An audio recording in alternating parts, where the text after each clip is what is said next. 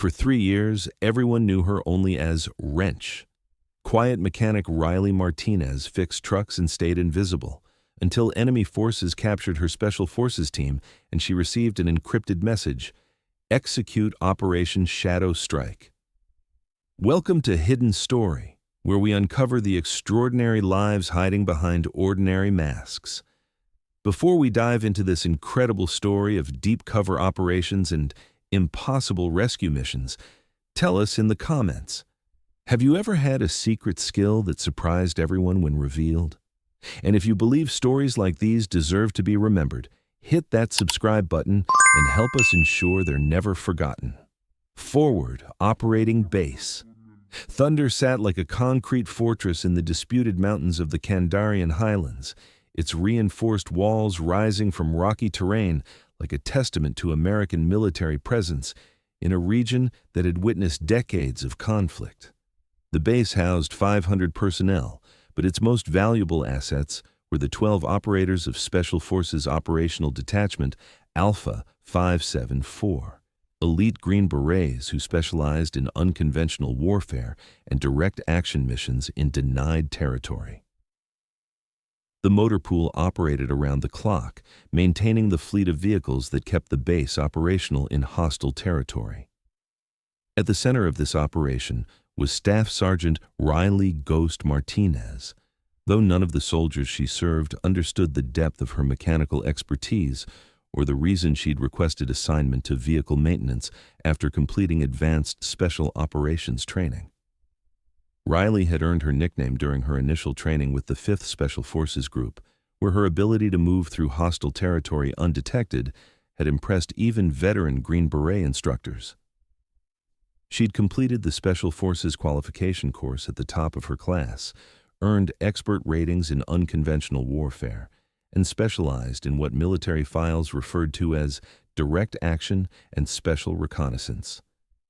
For 3 years, Riley had deliberately cultivated her reputation as the quiet mechanic who could fix anything with an engine.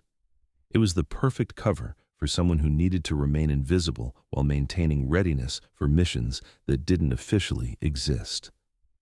What her fellow soldiers didn't know was that Riley Martinez possessed one of the most dangerous skill sets in the United States military.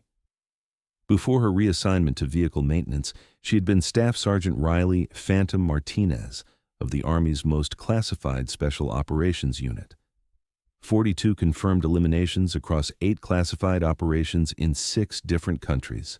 Expert in close-quarters combat, precision marksmanship, explosive ordnance, and what intelligence files referred to as targeted neutralization protocols. 3 years ago, Operation Dark Current had gone catastrophically wrong. Intelligence compromises, political complications, and blown cover identities had resulted in Riley being burned as a covert operative. Her official records showed a voluntary transfer to support roles due to combat stress.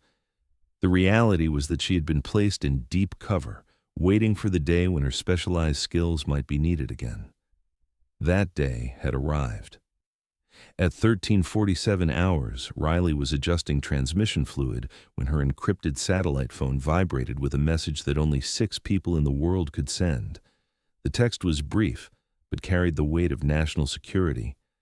Package compromised. Execute Operation Shadow Strike. Authorization Delta 7. Riley's hands remained steady on her wrench, but her mind shifted instantly from mechanic to operational planning. Operation Shadow Strike was a classified directive that existed in the darkest corners of military intelligence. Authorization to use any means necessary to retrieve captured assets when official rescue was impossible. Someone had taken her people. She walked calmly to the base communications center where Specialist Thompson was monitoring radio traffic from ongoing operations. "Thompson, I need to review vehicle deployment logs from yesterday's patrol schedules." "Why would Motor Pool need operational summaries?" Thompson asked suspiciously. Riley's expression remained neutral. "Fleet maintenance requires knowing which units are putting excessive wear on our vehicles. Need to identify patterns before equipment failures occur." Thompson shrugged and accessed the digital files, Riley scanned quickly through routine reports until she found information that made her blood run cold. Special Forces Team Alpha 574 had departed at 2100 hours for reconnaissance mission designation Shepherd's Crown. Expected return 800 hours. Current status, no contact 6 hours overdue. In hostile territory, that meant capture or death. Riley returned to her garage and activated protocols she hadn't used in 3 years.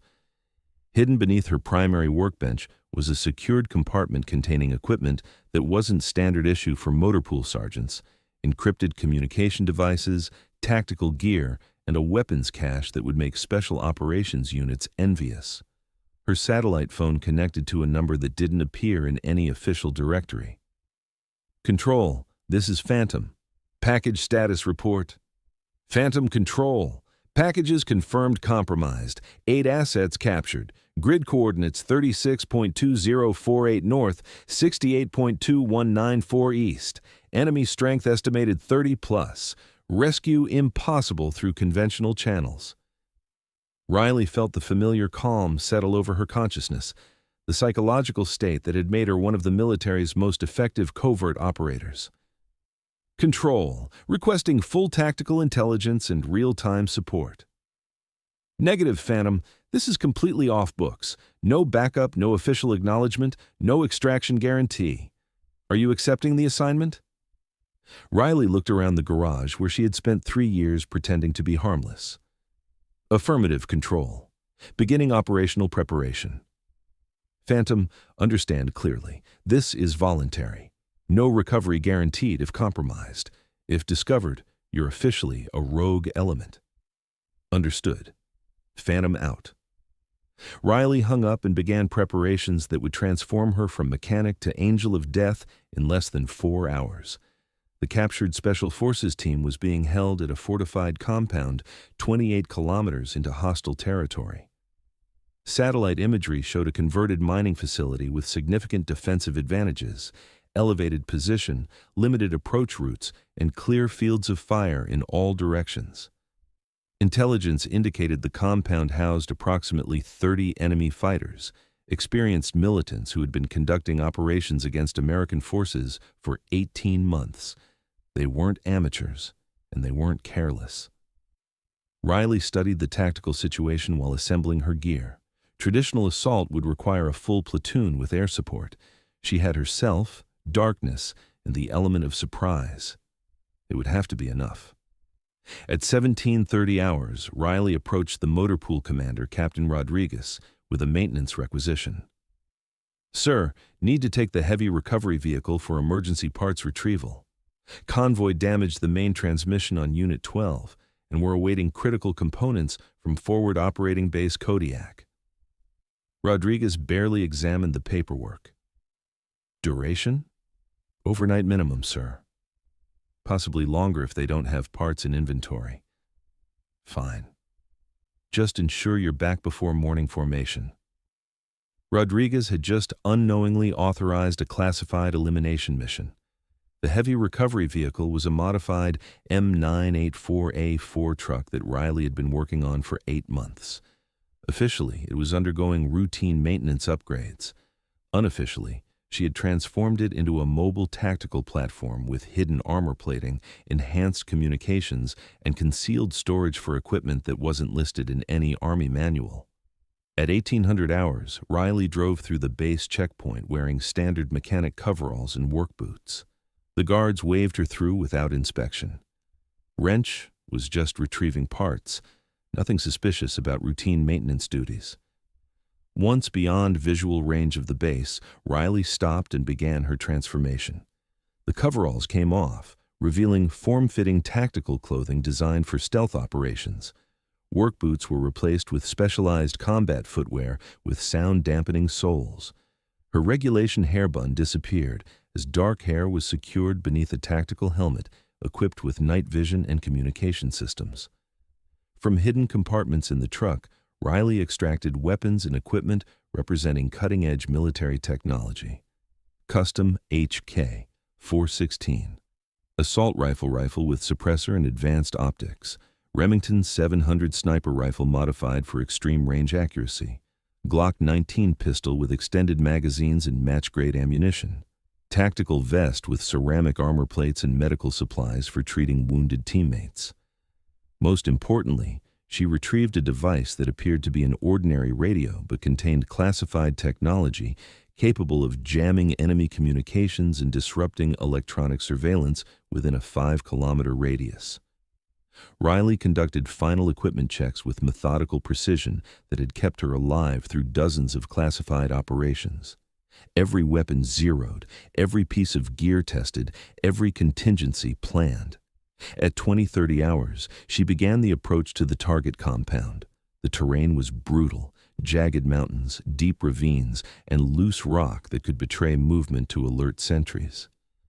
Riley moved through darkness like a ghost, using natural cover and advanced stalking techniques that made her virtually invisible to human observation. After 3 hours of careful movement, she reached an overwatch position 800 meters from the enemy compound. Through her rifle scope, she could assess the tactical situation clearly. The compound was built around a central courtyard, surrounded by concrete buildings. Guard towers at each corner provided overlapping fields of fire. Sentries patrolled the perimeter with professional discipline, changing positions at irregular intervals to prevent pattern recognition. Technical vehicles, pickup trucks mounted with heavy machine guns, were positioned to repel assault from multiple directions. This wasn't just a militant hideout, it was a fortress designed for serious combat. Riley spent 40 minutes conducting detailed reconnaissance, identifying guard positions, patrol routes, communication equipment, and structural weaknesses. The enemy had prepared well. Conventional assault would result in massive casualties and probable mission failure. But Riley wasn't planning a conventional assault. At 23:41 hours, she made her first move. The compound's power generator was located 300 meters downhill from the main facility, protected by chain-link fencing and 2 guards. Riley approached from the generator's blind spot, moving with absolute silence across broken ground. The first guard never heard her coming. Riley's knife found its target with surgical precision, quick, silent, permanent. The second guard, hearing a slight disturbance, turned to investigate and found Riley's suppressed rifle aimed at his center mass. The suppressed gunshot was barely audible beyond 30 meters. Riley was inside the compound's outer security perimeter. She planted her first explosive charge on the fuel line feeding the generator. When detonated, it would eliminate power to the entire compound, disabling lights, communications, and electronic security systems. Phase 1 complete. Riley circled the compound to its weakest point, a section where natural rock formations provided cover almost to the perimeter fence. 3 guards patrolled this area, but their routes were predictable and poorly coordinated. She waited in shadow until the first guard passed her concealment, then moved behind him with predatory stealth. Her knife eliminated him before he could react. The second guard, investigating unusual silence from his partner, walked directly into Riley's position and met the same fate. The third guard, following protocol by checking on his missing teammates, found Riley's suppressed rifle waiting. Riley was inside the compound. Moving between buildings with tactical precision, she located the structure where prisoners were most likely held, a reinforced building with barred windows and heavy security. Through a ground-level window, she could see her Special Forces teammates bound and guarded by 4 enemy fighters. The prisoners showed signs of interrogation, but appeared mobile and capable of extraction. Riley's mission parameters had shifted from body recovery to live rescue. She planted explosive charges on 4 strategic points around the compound: the main guard tower, the communications building, the motor pool where enemy vehicles were parked, and the ammunition storage facility. When detonated simultaneously, the explosions would create chaos, confusion, and tactical advantages for extraction. At 00:12 hours, Riley initiated her assault. The generator explosion plunged the compound into darkness. Emergency lighting flickered briefly before failing completely as the main power grid died. Seconds later, her building charges detonated in sequence. The guard tower collapsed in a shower of concrete and steel. The communications center erupted in flames. The motor pool became a burning graveyard of destroyed vehicles. The ammunition storage created a secondary explosion that shattered windows throughout the compound. Riley moved through the chaos like a force of nature. Enemy fighters poured from buildings, shouting commands, trying to establish defensive positions in complete darkness. Riley's night vision equipment gave her overwhelming tactical advantage. She could see them clearly while remaining invisible. Her rifle spoke with mechanical precision. Suppressed shots eliminated sentries on rooftops. Explosive rounds destroyed heavy weapons positions. Every shot found its target. Every target stayed down permanently. The enemy commander was attempting to coordinate response, but his communications were jammed, and his fighters were being eliminated faster than they could react. Riley had transformed a fortified position into a killing field where she controlled every variable. She reached the prison building as enemy fighters attempted to establish a defensive perimeter around it. Through her scope, Riley could see muzzle flashes as militants fired blindly into darkness, hoping to hit their invisible attacker. They were shooting at shadows while death moved among them with professional efficiency. Riley's rifle eliminated the exterior guards with methodical precision. She breached the building through a side entrance, moving room by room toward where her teammates were held. Interior guards heard her approach and prepared an ambush at the corridor junction. They expected frontal assault through the main hallway. Instead, Riley came through the wall. Her explosive charge blew a person-sized hole in the concrete barrier.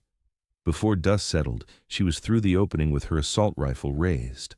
4 enemy fighters died in less than 4 seconds, precise shots to center mass that dropped them before they could return fire.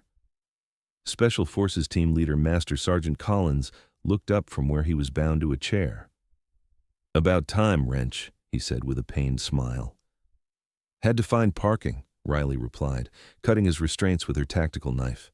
She freed all 8 team members and distributed weapons taken from eliminated guards. The Green Berets were injured but functional, exactly what she needed for the extraction phase. "Situation outside?" Collins asked as Riley applied medical supplies to his wounds. 30 hostiles, now approximately 12. Compound compromised, communications down, vehicles destroyed. We move before they reorganize. Extraction plan? We walk out. My truck is staged 3 kilometers north. Collins stared at her. You eliminated this entire compound alone? Since when did job descriptions change? Since today, Riley replied, handing him an assault rifle. Can you move? I can fight. Then let's go home. The extraction began at 0034 hours. Riley led the Special Forces team through the compound using routes she had memorized during reconnaissance. Bodies of enemy fighters marked her path through the facility, silent testimony to the effectiveness of her assault. They encountered resistance at the main gate, where surviving militants had established a machine gun position. Riley eliminated the crew with a precisely placed grenade, then provided covering fire as her team moved through the breach. Outside the compound, enemy fighters were attempting pursuit on foot. But Riley's destruction of their vehicle fleet had eliminated their mobility advantage. She had reduced a mechanized enemy force to scattered infantry in unfamiliar terrain during complete darkness. The 3-kilometer movement to the extraction vehicle required careful navigation through hostile territory, but Riley's training in escape and evasion kept the team moving efficiently toward safety. At 0203 hours, they reached her concealed truck. The Special Forces team members examined the modified vehicle with its hidden weapons and communication equipment in amazement. "What exactly have you been doing for the last 3 years?" Collins asked as Riley started the engine. "Vehicle maintenance," she replied with a deadpan expression. The return journey to base took 50 minutes through mountain roads that tested both the truck's mechanical capabilities and Riley's driving skills. Behind them, fires still burned at the destroyed compound, a funeral pyre for militants who had learned too late that some mechanics carry more than wrenches. They reached forward operating base Thunder at 0254 hours. Riley drove directly to the medical facility where her rescued teammates could receive proper treatment for their injuries sustained during captivity. As medics worked on the Special Forces team, Master Sergeant Collins pulled Riley aside for a private conversation. I need to understand what happened tonight. My team was captured by superior forces in a fortified position. Conventional rescue would have required company-strength assault with air support. Instead, one person eliminated an entire enemy compound and extracted 8 prisoners without friendly casualties. Riley considered her response carefully. Sometimes unconventional problems require unconventional solutions. That's not an answer. It's the only answer I can give without discussing classified information. Collins studied her face, recognizing something he'd seen in other elite operators, the look of someone who had accomplished things that couldn't be discussed in official reports. Understood. But Riley, thank you. You saved our lives tonight. Just doing my job, Sergeant. Motor pool mechanic, right? That's what my assignment orders specify. Collins smiled. Right. Well, our vehicles are going to need complete maintenance inspections after tonight's mechanical difficulties. I'll get right on that, Sergeant. 4 hours later, Riley was back in her garage, hands covered in grease as she worked on another engine. When soldiers asked about her overnight parts retrieval, she showed them transmission components she had supposedly acquired from forward operating base Kodiak. No one questioned why she looked exhausted or why there were scratches on her truck that hadn't been there before. Captain Rodriguez stopped by at 0900 hours. Martinez, I heard Special Forces had some kind of incident last night. Their vehicles are going to need comprehensive maintenance evaluations. I'll prioritize those inspections, sir, Riley replied without looking up from her work. Excellent. And Martinez, outstanding work keeping our fleet operational. We couldn't function without reliable mechanics. Thank you, sir. After Rodriguez left, Riley allowed herself a moment of satisfaction. 30 enemy fighters were eliminated. 8 American soldiers were alive. The compound that had threatened regional stability was destroyed. And officially, Staff Sergeant Riley Martinez had spent the night retrieving truck parts. Her encrypted phone buzzed with a message. Package delivered successfully. Well done, Phantom. Riley deleted the message and returned to her engine repair.